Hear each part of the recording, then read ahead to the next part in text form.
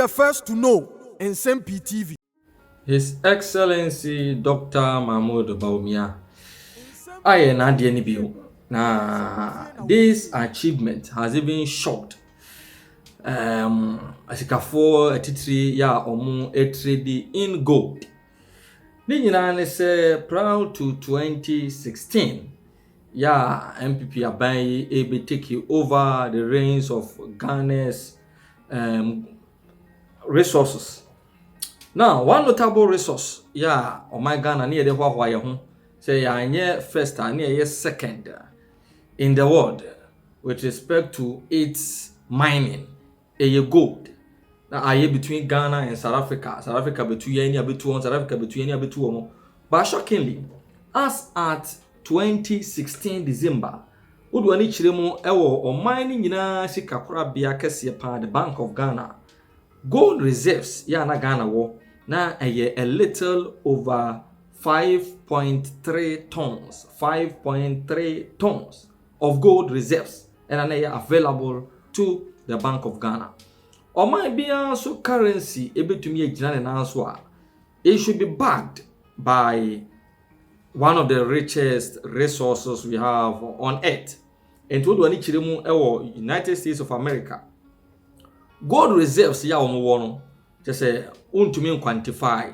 The same thing applies to the United Kingdom, Russia, just say Germany, and a host of other mega power countries.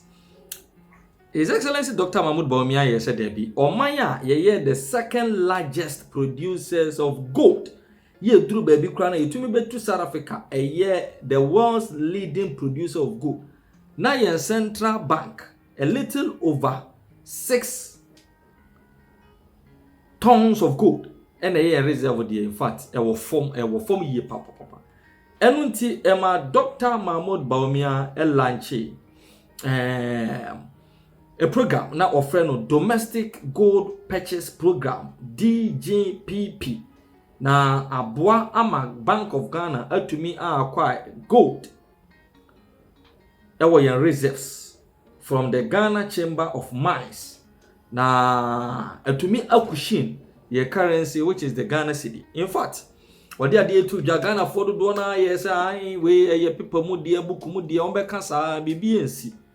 And from the records of the Bank of Ghana, but by the Ghana Chamber of Mines and the world leading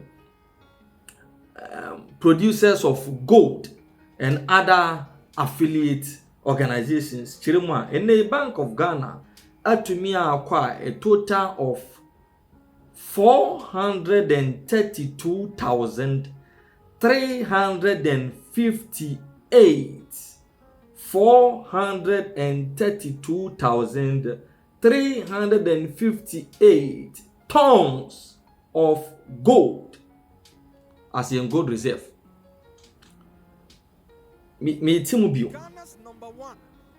Proud to this MPP government inheriting the governance from NDC in 2016. There were a little over 6 tons of gold reserve. Now, in 2021, Dr. Mahmoud Bawumia announced domestic gold purchase program on record. Yen gold reserves na 8.7 tons of gold. 8.7 tons of gold reserve. From 2021 to 2023, a domestic gold purchase program between the Bank of Ghana and the Ghana Chamber of Mines into fruition thanks to Dr. Mahmoud Bawumia. And you could have 432,358 tons of gold from the Ghana Chamber of Mines as gold reserves for the Bank of Ghana. Percentage of increase in the way your calculation because from 8.7 in 2021 to 432,358. It is simply out of this world. Now, according to Voluntary Forex Reserves International, equivalent to some 84,000% of the bank's planned purchases from 2021 to 2023. Aside nearly 15% of members' planned output in the world, according to GCM. Now, said the American Bank of Ghana's gold purchases are primarily aimed at alleviating depreciation of the local currency and its knock-on effect on inflation. Now, the Ghana Chamber of Mines President Joshua Mototi noted that this is in line with the commitment of Ghana Chamber of Mines producing members to help government's efforts to speed up the economy's recovery.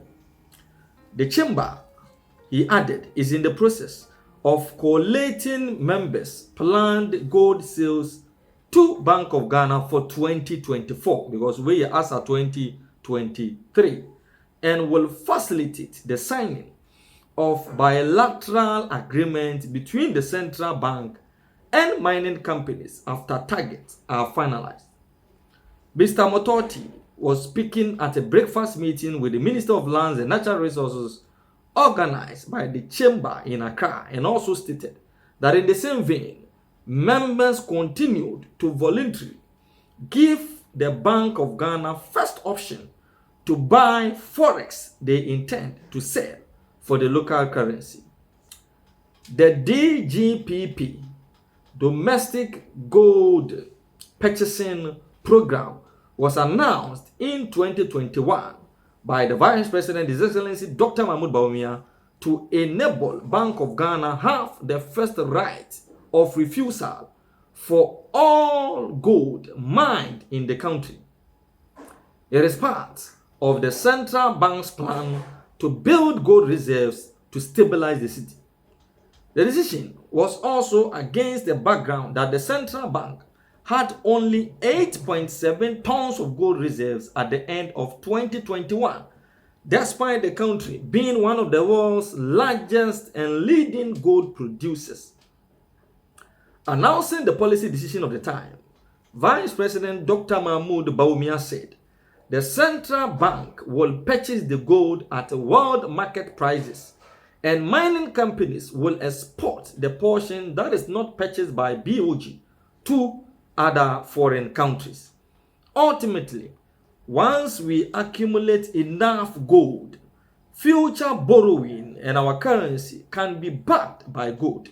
This will stabilize the city for a long-term process.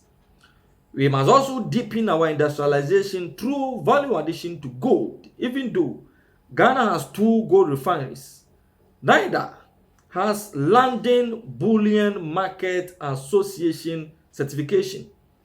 This limits our full participation in the gold value chain. We will urgently work toward London Bullion Market Association certification for our refineries over the next few years, he added. Also speaking at the breakfast meeting, Minister of Lands and Natural Resources Samuel Abu-Jinapor said he continues looking forward to support from the chamber for various interventions being implemented by the government, including value addition, local content and participation, as well as development of mining communities. He said, together, we will achieve the President's vision to make Ghana the mining hub of Africa. The ministry remains fully committed to effective and efficient utilization and the management of our country's natural resources, anchored on transparency, integrity, and utmost good faith for the Ghanaian people's benefit, he added. In the space of about 3 years, from 2021, from 8.7 tons of gold, and Ghana to me drew 432,358 tons of gold. Yeah, a good Bank of Ghana say chobo. Yeah, that should be no near the back in city no ama the level of depreciation at Yako. This was an initiative solely thought of and implemented by the Vice President, His Excellency Dr. Bawumia, your friend of Domestic Gold Purchase Program. And can you know, Nanky Swago did the Kujama so cotton, your tongue crown we are. Statistics say, good Jama so statistics say, war Ghana. Ye Ministry of Lands and Natural Resources, never bra. The way in a king of Dubai, and confess, yes, say, God, yet 4 billion. And so Ghana, ye encounter 2 billion under the S.Y. John Mohammed's administration. We heard Alastair Mateus from a documentary Al Jazeera ye. The amount of gold ye and the sweaty through by the help of some government officials there. The Dr. Mahmoud Bawumia also this wonderful initiative. He came under serious bashing.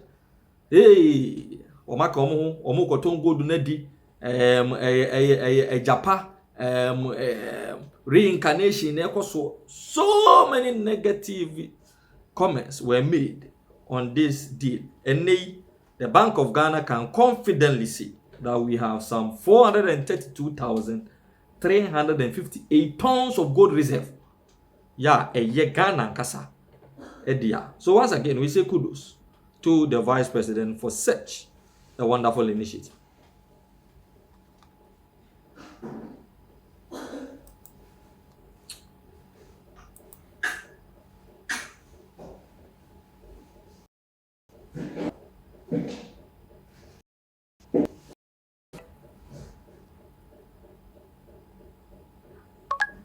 Or the reign of Frank Ano Dompre.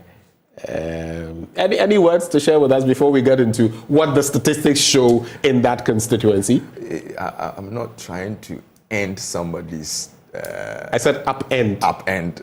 Not somebody's end. Reign. Upend somebody's reign.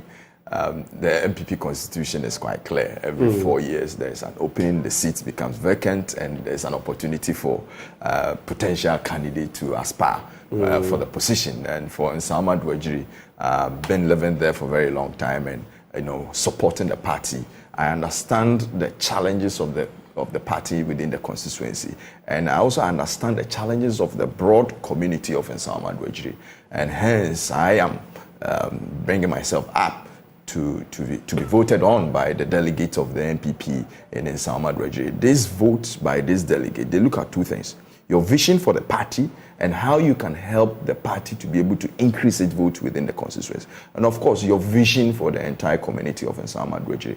And I believe that the vision I have espoused, I have shared with the people of Nsam Adwajiri, is getting into their hearts and minds. And that is why that constituency has become a hotspot for discussion on various platforms. Okay, so 3 questions that the survey asks. Would you say that your constituency has received its fair share of the development under the leadership of your current MP? How would you rate the performance of the current MP in the upcoming primaries in the constituency? Who would you like to represent your constituency and therefore likely to win your vote? These were the questions that were posed. Interestingly though, before we get to the tail of the tape in Nsawam Edwajiri, I see a comment here which got me laughing. Stephen Ajay says, please can you ask Mr. Dankwa whether he is not sure money can change the polls? This is because candidates may like to vote for someone, but because of money offered and oaths sworn, they may change their minds. Maybe the oaths could change your absolutely. I mean, your survey report. No pollster can really tell with definitive answers what a delegate will do given some sums of money. But what we know is that from what we've known, heard, both sides give. But in the end, the delegates would ask themselves, who is the best to represent us? Even after swearing the oath. Yes, I mean, we've now gone beyond those. Yeah, people will still swear and they will do you passa. Okay, so let's get into Nsawam Edwajiri. Hayford, had you seen this before we came on air? I have seen excerpts on it being posted on Twitter. Okay, so let's go into Nsawam Edwajiri. Walk us through it, Mr. Dankwa. If you look at the first question, whether they have received the fair share of the development under the leadership of the MP, You have 80% said yes, they have. And then no 4% and no opinion 16%. When we asked them about how they rate the MP, 40% said excellent. 39% very good or good. Average 6%, very poor or poor 1%. No opinion 14%. Normally, if an MP is going to be in trouble, look at the very poor or poor rating. Yeah. Here it's very, very, very small, 1%. And then when we asked them about who they intend to vote for, 68% said Anodonpre, 0 for Edu Tutu, and 3% for Mr. Siam. But you have 29% who are not disclosing. And if our theory is right, 29%. 29%. That's still... Those are the guys who normally undo the incumbents. So we expect them to vote for the challenges rather than incumbents. Okay, so the challengers are David Edututu Jr., Hayford Sian, undecided. So apart from Frank Anodonpre, the next person is Hayford Sian with 3%. Yeah. But that's pretty low, 3%. That's unless he's getting the chunk of the 29+% in addition and shaking something from those who said they would vote for. In fact, normally what we Frank see is that Anodonpre. they tend to get over 90% of that undisclosed. Okay. Yes. They tend to get over 90% of that. And was this survey done on delegates? Yes, delegates. Randomly selected delegates on the phone. What percentage of the delegates? We interviewed 450 delegates. In Nsem-Pii region? Yes.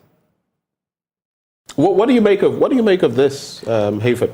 Well, I actually have absolutely no faith in this polls because You have no faith in these polls? Yes, because I know that the delegates of Nsem-Pii region have been telling me about people calling them randomly and them giving them fake information. And so really, the people... Oh, they have told you? Yes. Some of them have told you that people have called them randomly and you've given them fake information. Because they don't know who is on the other line. And they know that the threat and intimidation of delegates, and the way some people want to benefit on the D-Day, they don't want to go and miss out on the payment of ex gratia to them. So some of them, if you call them, they will tell you, yeah, we will vote for the incumbent. But they know that they will not vote for them because they don't know where the calls are coming from. So if I understand you correctly, you are insinuating that there is this push from the incumbent to use money to get the votes. No, I mean, let me situate. That is the first part, because they are getting calls, but he said they don't want to miss out on their, quote, ex gratia. I don't know how that became ex gratia, but they don't want to miss out on whatever cash will come from. Yes. So they will say, because they don't know where it's coming from. Obviously, maybe per what you're saying, the incumbents may be trying to find out who is for me, who is not against me. So the one who is not for me, no cash will come. That's what you're saying. Because, transportation will be given and nobody wants to miss out on the transportation that they are supposed to be receiving.